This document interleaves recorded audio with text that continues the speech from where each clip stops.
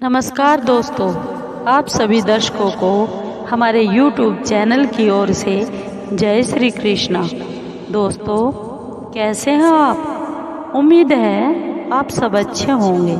आइए आज की कहानी सुनते हैं। आज की कहानी सुनने से पहले अगर आप हमारे चैनल पर नए हैं तो प्लीज़ सब्सक्राइब ज़रूर करें और बेल आइकॉन को ज़रूर दबाएं ताकि आप तक हमारे सारे नोटिफिकेशन पहुंच सके, क्योंकि दोस्तों आपका एक सब्सक्राइब भी हमारे लिए बहुत ही मायने रखता है।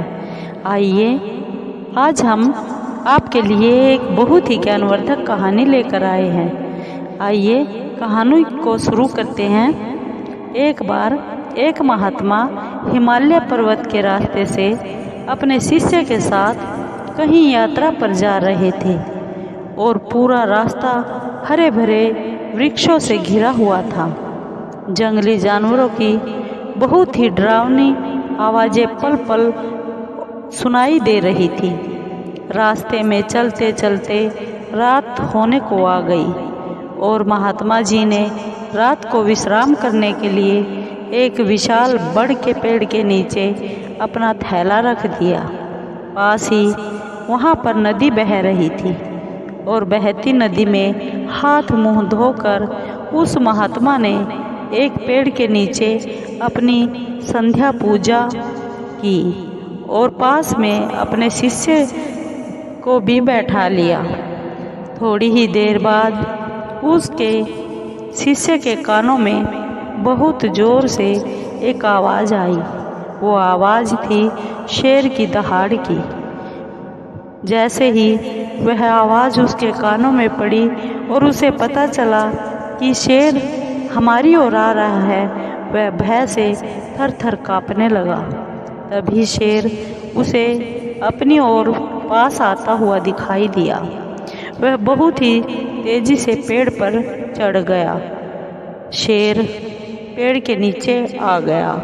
उसने ध्यान से देखा कि गुरुजी ध्यान मगन हैं, पूजा में लीन हैं। और उस शेर ने जैसे ही वह उस संत के पास पहुंचा, पहले उस संत को सूंघा और उनके चारों ओर घूमकर चक्कर काट दिया और फिर थोड़ी देर शांत रहकर खड़ा हो गया और फिर वहाँ से चुपचाप चला गया।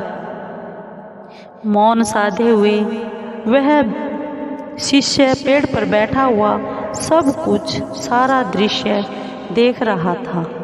कुछ देर बाद महात्मा जी का ध्यान टूट गया और दोनों ने कुछ जंगली कंदमूल खाए और दोनों शिष्य और गुरु सो गए।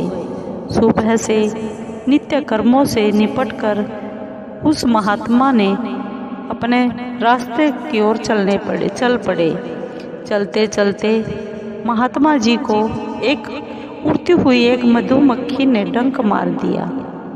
जैसे ही मधुमक्खी ने डंक मारा, महात्मा जी पीड़ा से एकदम कर्रा उठे। वह संत अपने गुरु से बोला, तुरंत अपने गुरुदेव की तरफ देखकर बोला, गुरुदेव, जब शाम को आप संध्या वंदन कर रहे थे तब एक शेर आया था और उसने आपके शरीर को सूंघा और उसके बाद आपके चारों ओर चक्कर काटा। तो साक्षात मृत्यु का आभास होते हुए भी आप तनिक भी थोड़ा सा भी नहीं घबराए, परंतु एक छोटी सी मधुमक्खी के काटने पर आप इतनी जल्दी विचलित हो गए और आप कर्रा उठे। आखिर ऐसा क्यों है? यह बात सुनकर उस महात्मा ने अपने शिष्य से कहा, जिस समय मैं ध्यान में लीन था तो उस समय ईश्वर मेरे साथ था, और ईश्वर के साथ होने पर ये बताओ भला किस बात का डर होता है और किस बात की चिंता? हाँ, इस समय तू मेरे साथ है, इसलिए मेरी मधुमक्खी काटने से एकदम चीख निकल गई। प्रभु का नाम ही ऐसा होता है। दोस्तों, आपको ये कहानी कैसी लगी।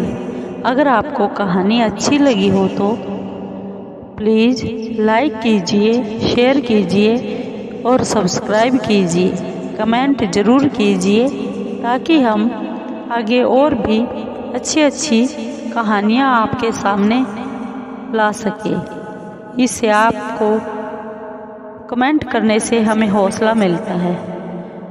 दोस्तों, धन्यवाद।